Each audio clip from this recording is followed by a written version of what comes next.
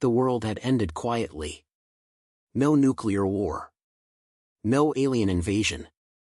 Just a strange sickness that swept across the cities, turning people into things that couldn't think, couldn't speak, only hunt. Dead America, as they now called it, had become a place where hope was a luxury few could afford. But in a corner of what was once Illinois, a small group of survivors had learned to adapt. Mason Carter adjusted the strap on his backpack and crouched low in the dry, knee-high grass near the rusted remains of a highway patrol car.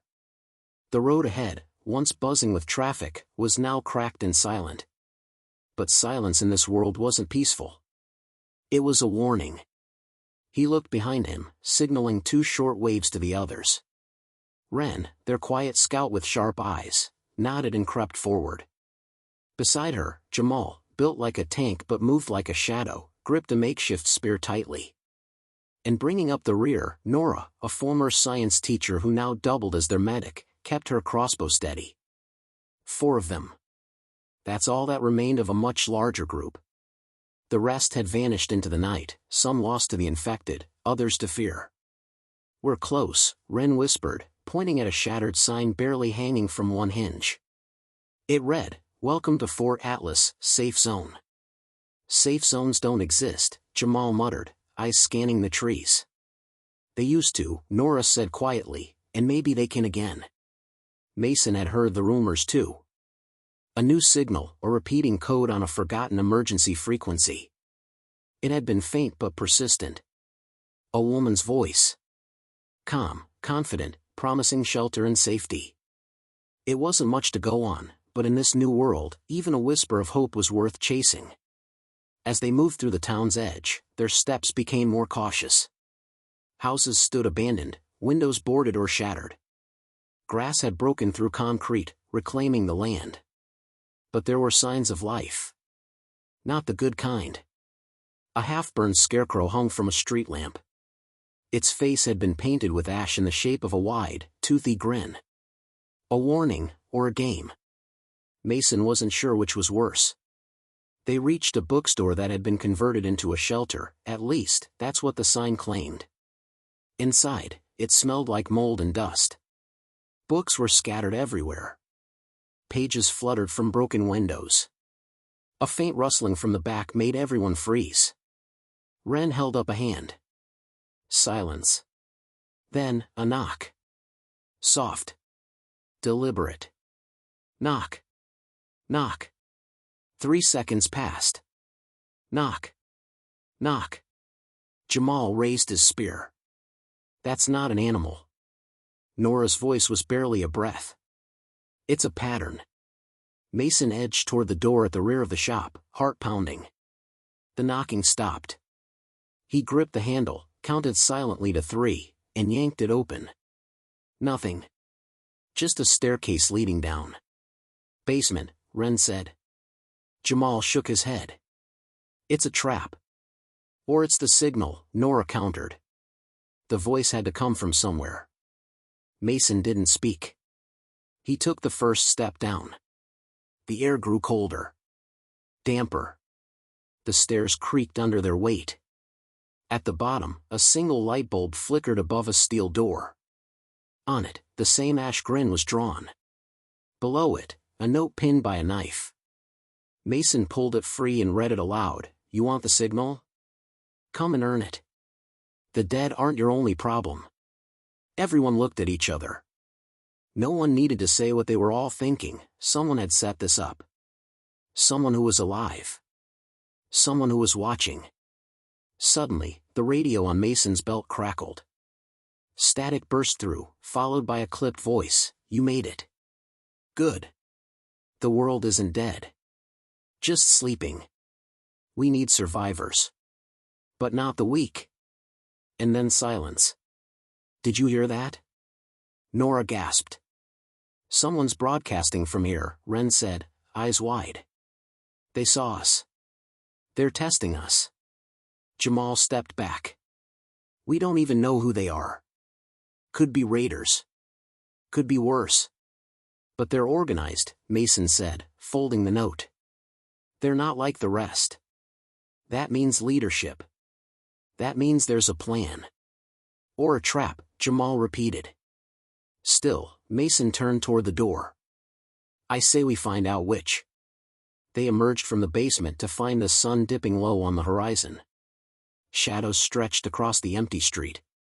Far in the distance, a long, low moan echoed, then another. And another. The infected were coming. We don't have time to argue, Wren said. If that signal came from inside Fort Atlas, we need to move. Nora nodded. Then we follow it. We survive.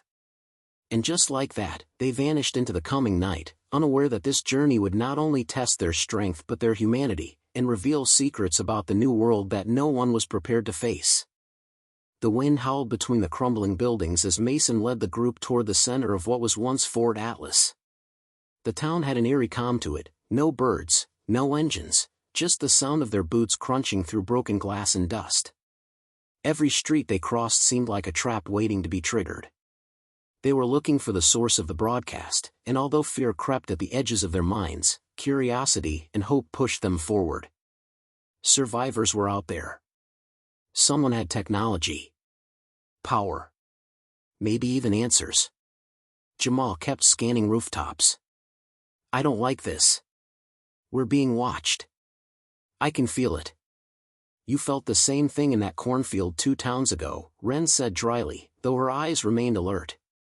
Turned out to be a crow. This is different, Jamal muttered. Crows don't set traps or leave messages. Ahead, the road narrowed and sloped downhill. A row of buildings, grocery stores, a fire station, even a church, lined the path. One building stood out, an old community center, windows boarded from the inside, walls reinforced with scavenged metal. It looked lived in. Maintained. Mason raised a hand, signaling the group to stop. That's where it came from. Nora moved beside him, pulling out a small receiver. The static from earlier had returned, mixed with faint tapping, almost like Morse code. The same voice repeated a phrase through the crackling airwaves. Repeat, entry into the zone is not given, it's earned. Leave the weak behind. That again, Wren whispered. What does that even mean? Means someone in there thinks they're running something, Jamal said, tightening his grip on the spear. Some kind of test. Mason studied the community center, eyes narrowing. We knock, we might not get a welcome. So we don't knock, Nora said, her voice calm. We observe. They circled the building, slipping through alleyways and back lots. No movement. No guards. Just the occasional hum of a generator, distant and quiet, but there. Proof of electricity. Proof of life.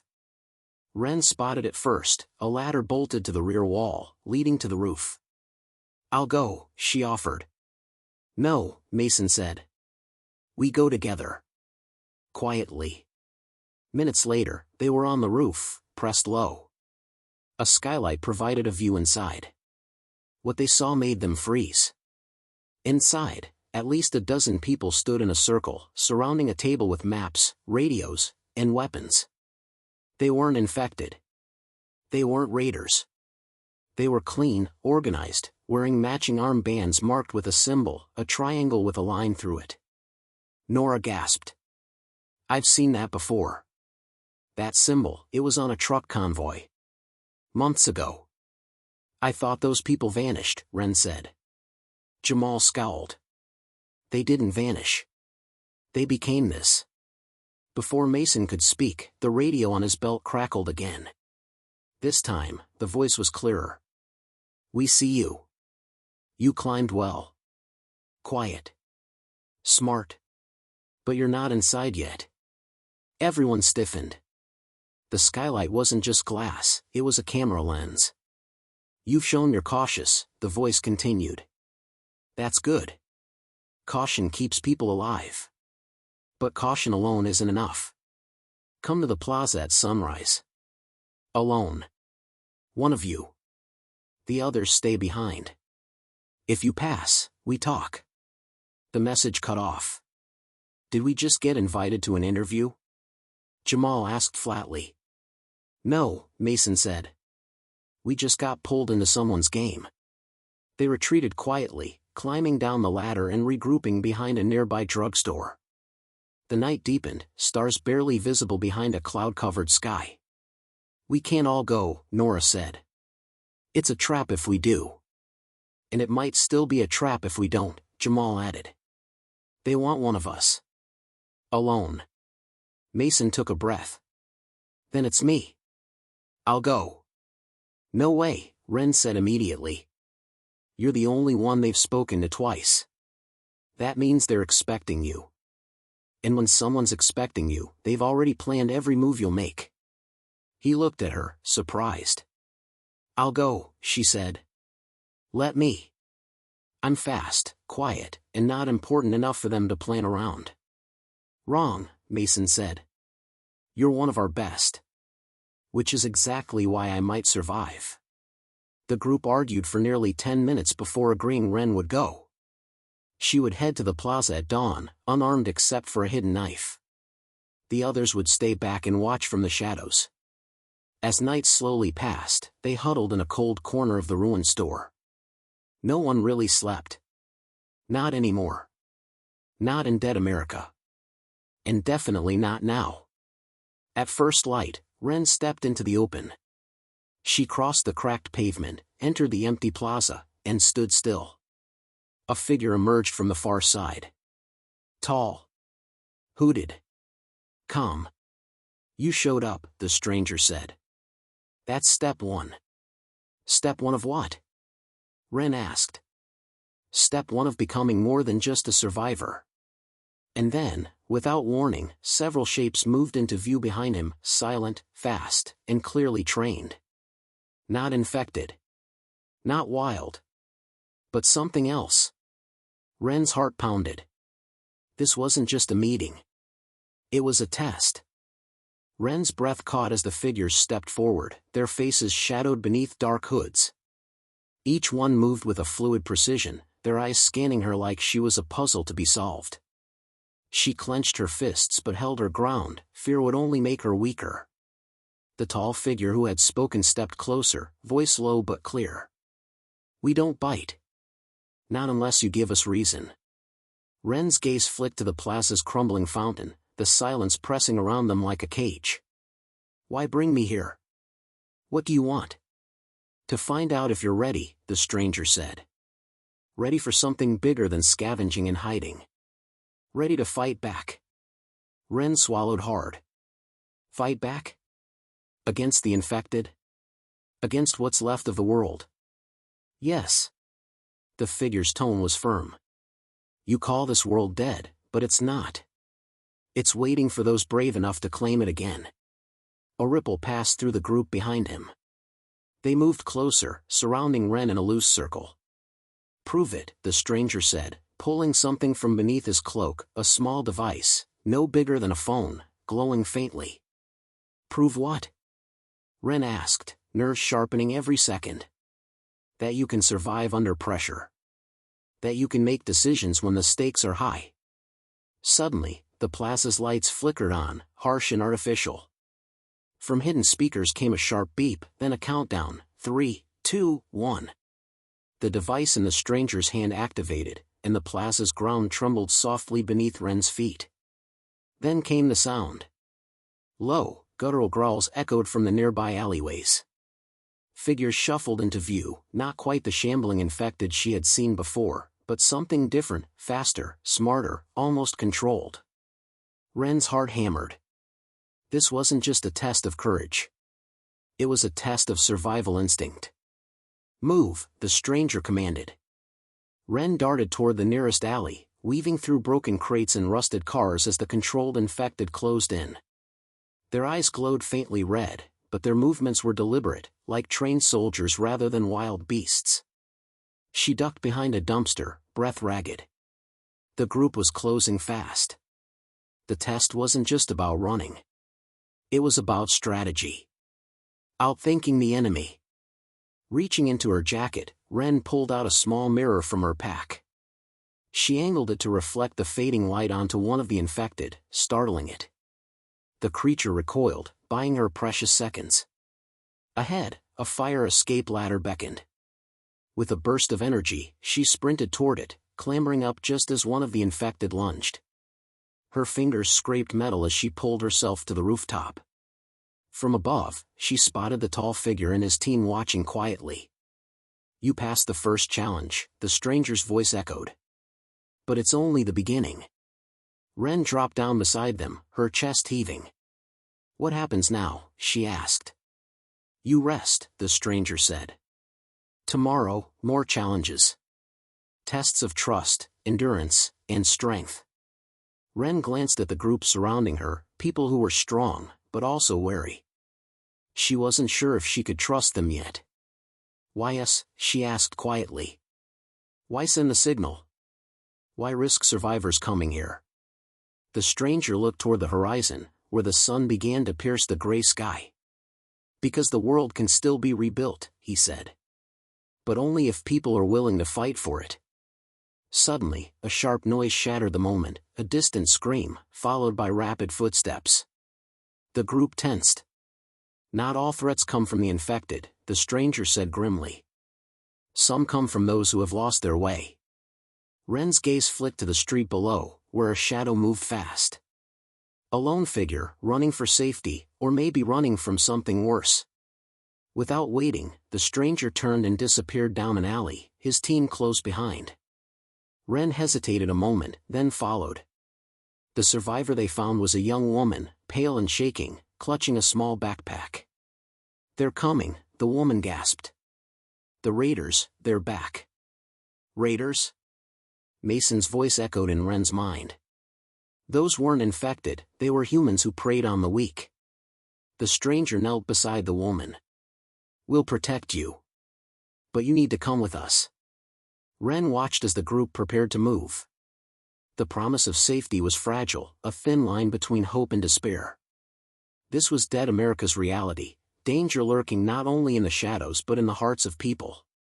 As they vanished into the maze of streets, Ren felt the weight of the test, not just to survive the dead, but the living too. The dawn of a new era wasn't just about fighting zombies anymore. It was about fighting for humanity. The sun climbed higher, casting long shadows over the cracked streets of Fort Atlas as the group moved deeper into the maze of ruined buildings. Ren's mind raced with the morning's events, the controlled infected, the stranger's tests, and now the arrival of the terrified woman fleeing raiders. They weren't just fighting to survive the dead anymore. The living were a threat too. The stranger, who had introduced himself only as Elias, led the way. His calm and deliberate steps gave the group some sense of order in a world that had long since lost it. "We can't stay here," Elias said, his voice steady but urgent. "Raiders have been making moves lately, and Fort Atlas is a strategic spot. We hold a gateway to safer zones." Mason, still carrying the weight of leadership, nodded. "We need to fortify, plan our defenses. But first, we find out who these raiders are." Nora, checking her gear, looked around cautiously. "And what if they're not just looking for food or weapons? What if they want control of survivors like us?" "Then we fight," Elias said, "but smart. Not like yesterday, running and hiding." Ren studied the group. They were a mix of hardened survivors and people who had seen too much. Trust wasn't easy anymore. Especially with the world broken like this. The woman they saved, who introduced herself as Lila, was quiet but observant. She clutched her backpack tightly, eyes darting every few seconds. "They took everything from my group," Lila said softly. "Food, supplies, some of them didn't come back." "Raiders don't just steal," Mason said grimly. "They kill if it's necessary." As the day dragged on, the group explored a nearby abandoned warehouse Elias claimed as their new base. It was far from perfect, broken windows, a collapsed roof section, and walls scarred with graffiti. But it was defensible. Jamal and Nora immediately began setting traps and barricades. Ren helped, her thoughts churning about what was coming next. As they worked, Ren couldn't shake the feeling that someone was watching them. Not the raiders, not the infected. Something else. "Ren," Mason called, pulling her aside. "You okay?" She nodded, but didn't mention the cold prickling at the back of her neck. That night, under a sky smeared with stars and clouds, they gathered in the warehouse's main room. A flickering lantern cast long shadows on the walls. Elias pulled out a rough map, spreading it across a wooden crate. "We've tracked the raiders' movements for weeks," he explained. "They strike fast, hit camps like ours, then disappear into the hills. Why haven't we caught them yet?" Nora asked. "Because they're organized," Elias replied. "Better armed than most survivors. And they don't care about alliances." A silence fell. The cold truth sank in, they were outmatched in many ways. "We need allies," Mason said quietly. "Others who want to rebuild, not just survive." Elias nodded.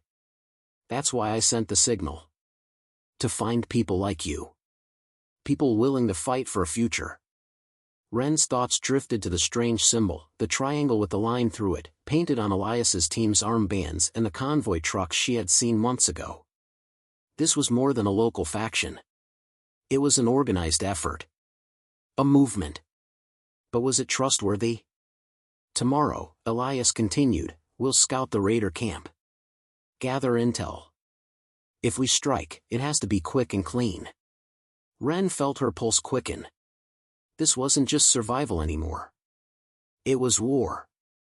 As the group settled down to rest, Wren found a quiet corner and pulled out the mirror she had used earlier. She turned it over in her hands, the cold metal smooth against her skin. Her mind raced with questions. Who was Elias, really? What did he want? Could she trust him? And what if the raiders were just the beginning of the dangers ahead? Outside, the wind whispered through broken windows. The night was full of secrets, some waiting to be revealed, others best left buried. In dead America, every choice mattered. And sometimes, the greatest threat wasn't the enemy in front of you. It was the uncertainty behind every shadow. Before dawn, the group gathered quietly, the warehouse filled with the low hum of whispered plans. Wren's heart pounded with a mixture of adrenaline and unease. The night had offered no comfort, only a restless anticipation for what lay ahead. Elias handed out makeshift weapons and survival gear. His calm demeanor never wavered, but the weight of responsibility was clear in his eyes. "We move fast. We observe. No unnecessary risks," he instructed. Mason checked the map again, tracing the route to the raider camp, an old industrial complex just beyond the outskirts of town, surrounded by broken fences and watchtowers. Lila, still trembling but determined, looked to Wren. "I want to help." Wren nodded. "We all do." As they slipped through shadowed alleys, the city seemed to hold its breath. Every noise, every shifting shadow felt amplified. The raider camp came into view, a grim fortress of rusted metal and tarps, punctuated by flickering campfires and armed guards pacing with tense vigilance. From a hidden vantage point, the group huddled close, eyes sharp. Elias whispered instructions. "We need to find their leader's location and any weaknesses. Then, decide if we can take them or if we need to retreat." Wren's gaze locked on a tall figure barking orders, flanked by guards with heavy weapons. A rough, ruthless energy radiated from him. This was no desperate band of survivors. This was a force. Suddenly, a sharp whistle cut through the night air. "Raiders incoming," one guard shouted. From the shadows, a smaller group emerged, scouts from Elias's team, returning with urgent news. "They spotted us," Elias said grimly. "We have minutes before they tighten security." The decision was clear. Wren's stomach twisted, but retreat wasn't an option, not now. "Split into pairs," Elias ordered.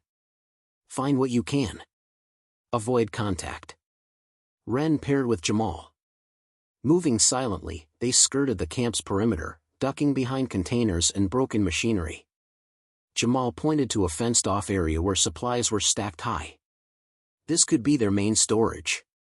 "Maybe we can sabotage it," Wren whispered. Suddenly, a twig snapped beneath Wren's foot. A guard spun toward her direction, weapon raised. Jamal grabbed her arm. "Run!" They sprinted, hearts pounding, as alarm bells blared and chaos erupted. Raiders shouted, dogs barked, and floodlights swept the dark. Ren and Jamal darted through the maze of crates, narrowly avoiding capture. They slipped behind a rusted truck, gasping for breath. "We need to warn the others," Ren said, pulling out a flare from her pack. Jamal nodded. "Go. I'll hold them off." "No way. We stick together." Before they could decide, footsteps approached rapidly. A raider appeared, silhouetted by the floodlights, weapon trained on them. Ren raised the flare, igniting a bright red blaze that lit the area in fiery light. The raider shielded his eyes. Jamal tackled him, wrestling for control. Ren seized the moment and dashed toward the camp's outer fence. With trembling hands, she fired the flare into the stacked supplies. A thunderous explosion ripped through the night, flames roaring as the raiders scrambled in confusion. Jamal rejoined her, bruised but alive. "Time to go," he urged. They raced back to the meeting point, alerting the rest. Elias was already retreating, signaling the group to fall back. Back at the warehouse, the group regrouped, shaken but victorious. "We made a statement," Elias said quietly. "But they'll be back, stronger." Lila looked at Ren, eyes wide. "Why risk so much?" "Because giving up means death," Ren said. "Not just from the infected, but from losing hope." The night's raid had changed something. The survivors weren't just running from death anymore. They were fighting to reclaim their world. But the cost was clear. Every move invited danger, every decision could mean the difference between life and death. As dawn broke again over dead America, the survivors faced a stark truth. The war was just beginning. The sun had barely risen over the ruins of Fort Atlas, casting a cold light on the battered survivors who gathered once again in the warehouse. The air was thick with tension, the memory of last night's raid still fresh in their minds. Ren sat beside the cracked window, staring out at the empty streets. The fire had sent a clear message to the raiders, but it also meant retaliation was inevitable. The fragile peace that had settled over the group was gone. Mason paced, rubbing his face tiredly. "We can't keep going like this. They're stronger, better organized. We need more than courage, we need a plan." Elias nodded solemnly. "I agree. But plans mean nothing without trust. And trust is in short supply these days." Lila, still quiet, finally spoke up. "We can't fight them alone. But there's a settlement to the north, River's Edge. They've managed to hold out, organized and armed. Maybe we could find allies there." Ren glanced at Elias, who seemed to weigh the suggestion carefully. "It's a long journey, and the roads are crawling with infected and worse. But it might be our only hope," Mason said firmly. "We're at a crossroads." The group debated the risks, their voices low but intense. Every option carried danger. As the plan formed to travel north, Ren found herself watching Elias more closely. His calm, strategic mind was invaluable, but she couldn't shake a lingering suspicion. There were things he wasn't saying, secrets buried deep. That evening, while the others rested, Ren slipped out to scout the perimeter. The night was eerily quiet except for the distant groans of the undead. Her breath misted in the cold air as she moved silently. A faint rustle caught her attention. She turned sharply, heart pounding. From the shadows emerged Elias, moving with a purpose that startled her. "You shouldn't be out here alone," he said quietly. "I could say the same to you," she replied, keeping her voice steady. They stood for a moment, eyes locked in a silent battle of wills. "I know why you're suspicious," Elias admitted. "There are things I've kept from you all. Things I thought would protect you." Ren's gaze hardened. "Protection through secrets? We're past that point." Elias took a deep breath. "The symbol you saw, the triangle with the line? It belongs to a larger network. We call ourselves the New Dawn. Our goal is to rebuild, but we've had to make tough choices. Not everyone agrees with our methods." Ren's mind raced. "And those raiders? Are they connected?" "Yes. Rogue factions that broke away. They want power, not survival. They threaten everything we're working for. The revelation was chilling, but also explained much. The struggle wasn't just between survivors and undead, it was a battle for the soul of this new world. We need to be careful who we trust, Elias warned. Even within our own ranks, there are fractures. Ren nodded slowly, realizing that this war was more complex than she'd imagined. The next morning, the group prepared to leave. Supplies were packed, weapons checked, and the mood was somber. As they set out toward River's Edge, the city behind them seemed to hold its breath, as if aware that history was being written in its crumbling streets. Along the journey, every shadow and distant sound kept them alert. Raiders lurked, and the infected roamed unpredictably. Ren walked beside Mason, the weight of leadership heavy on both their shoulders. "We can't afford mistakes," Mason said quietly. "If this alliance with River's Edge fails, we might lose everything. Or we could find a future worth fighting for," Ren answered. Hours turned into days as the survivors pushed forward, bonded by shared purpose and the ever-present threat of death. Each step was a step toward hope and into the unknown. The journey to River's Edge tested every ounce of the survivors' resolve. Their pace was cautious but relentless, moving through fractured highways, abandoned towns, and eerie silence that stretched like a veil over the land.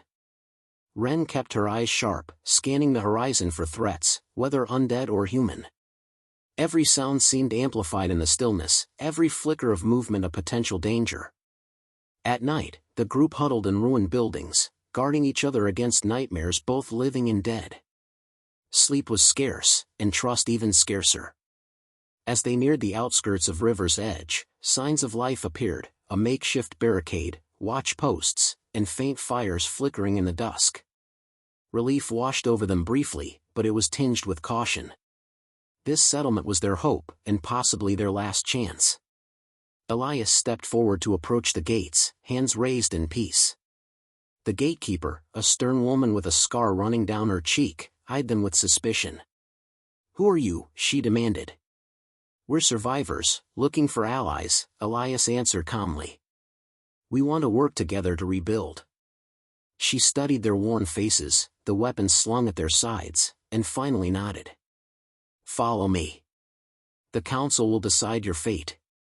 Inside River's Edge, the group found a community fiercely determined to survive. It was fortified with scavenged metal and wood, patrolled by armed sentries and governed by strict rules. The council chamber was a stark room where leaders gathered, a mixture of wary survivors who had seen too much. The head of the council, a man named Garrett, studied Elias intently. "We don't trust outsiders," Garrett said bluntly. "Especially those with connections to the New Dawn." Elias exchanged a tense glance with Ren. "We want to join forces, not cause division." Garrett's eyes narrowed. "The New Dawn? You mean the group that split our people? The group that sent raiders to burn our supplies?" The room erupted in murmurs. Ren stepped forward. "Not all of us agree with what happened. But we need to unite, or we'll fall one by one." Garrett hesitated, then nodded. "Fine. We'll give you a chance. But know this, any betrayal, and you won't live to regret it." The survivors were assigned quarters, and tensions simmered just beneath the surface. That night, as the group settled in, Ren couldn't shake a gnawing feeling of unease. She found Mason near the edge of the settlement, staring into the dark. "Something's wrong," he said quietly. Before she could respond, a sudden commotion erupted from the nearby watchtower. Gunfire cracked through the night. Shouts and alarms sounded as raiders launched a surprise attack, overwhelming the outer defenses. Chaos exploded everywhere. Survivors scrambled to fight back, but the raiders were ruthless and prepared. Ren grabbed a rifle, her heart hammering. They fought fiercely, bullets flying, screams cutting through the smoke-filled air. Amid the battle, Ren spotted a familiar figure slipping through the shadows, one of their own, moving too easily past the chaos. Her blood ran cold. "Jamal," she called out. He paused, eyes flickering with something dark and cold. "You don't understand," he whispered urgently. They promised safety. Power. We can't keep hiding and running. Betrayal stung like a knife. Ren's grip tightened on her weapon. You're siding with them? No, Jamal said bitterly. I'm siding with survival. Sometimes that means making hard choices. Before she could react, a raider lunged at Jamal from behind. The betrayal was clear, a double cross by those desperate to seize control. The fight intensified, and Ren realized the battle for River's Edge was far from over. It wasn't just the undead they had to fear now, but the darkness within their own ranks. The air was thick with smoke and tension as the last echoes of gunfire faded into the dawn. River's Edge lay battered, its defenses shattered but its spirit unbroken. Ren stood amid the rubble, her breath heavy but steady. The battle had tested them all, survivors, allies, and traitors alike. Yet somehow, despite everything, they were still standing. Jamal's betrayal had cut deep, but it had also forced the group to confront a truth they had been avoiding. Survival was not just about fighting the undead or hostile humans. It was about confronting fear, doubt, and the darkness within themselves. Elias approached, his expression grim but determined. We need to rebuild. Not just walls and weapons, but trust. Garrett, the settlement's leader, nodded, wiping grime from his face. This fight showed me something, we're stronger together. Maybe it's time to stop looking over our shoulders. Ren felt a spark of hope flicker. After months of running, hiding, and fighting, perhaps this was the beginning of something different. They worked side by side, clearing debris, tending wounds, and fortifying the settlement. The survivors shared stories of loss and courage, forging bonds that no virus or raider could break. Over the following weeks, River's Edge grew more than a refuge. It became a symbol, a beacon of resilience in a world fractured by chaos.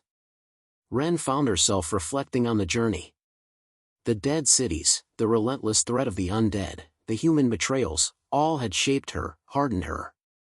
But it was the refusal to give up, the will to keep fighting for something better, that defined her. One evening, as the sun dipped below the horizon, casting golden light over the settlement, Ren stood on the walls and looked out at the land ahead. The undead groaned in the distance, and shadows moved through the ruins. But here, within these walls, life persisted. The survivors of dead America had not just survived. They had begun to rebuild. The dawn of a new era was rising, one forged in courage, hope, and unyielding spirit. And as long as they stood together, no darkness, living or dead, could extinguish that light. Heavy check mark Part 8 complete, 795 words. Your story The Dawn of a New Era is now complete with all 8 parts, each crafted to be engaging, suspenseful, and monetization friendly for YouTube. Would you like me to help with anything else?